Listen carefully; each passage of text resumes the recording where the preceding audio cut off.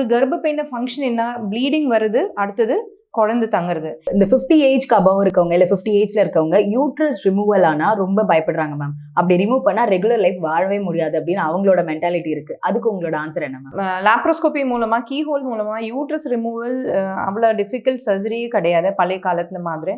இனிமேலே we don't do open surgery. வயிறு கழிச்சு operation பண்ணாம ஹோல்ஸ் மூலமா தானே சர்ஜரி பண்ணுவோம். இந்த சர்ஜரி நான் ஃபர்ஸ்ட் 2014 ஸ்டார்ட் பண்ணேன்.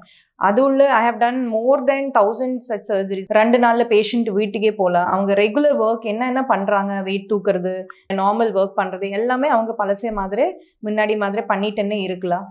யோசிப்பாங்க, இல்ல என்னோட வயசு ரொம்ப ஆச்சு, இனிமேல் 50 இயர்ஸ் 60 இயர்ஸ் அப்புறம் என் உடம்பு சர்ஜரி தாங்குமா இல்லை, அந்த மாதிரி எதுவுமே கிடையாது. இந்த மாதிரி உடம்பு தாங்காம இருக்கிறது இந்த மாதிரி பெரிய சர்ஜரி கிடையாது laparoscopic surgery. So even bleeding அவ்வளோ இருக்காது.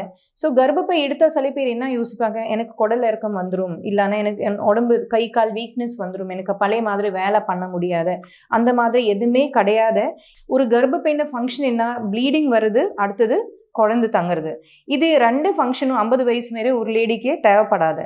ஸோ கர்ப்பப்பை எடுத்த அவங்களுக்கு especially laparoscopic surgery, key hole surgery பண்ணி அவங்களுக்கு குடல் இறக்கமும் வராது, வலியும் இருக்காது, பழைய மாதிரி வேலை பண்ணலாம், எலும்பு தேய்மானம், போன் பெயின் எதுவுமே வராது.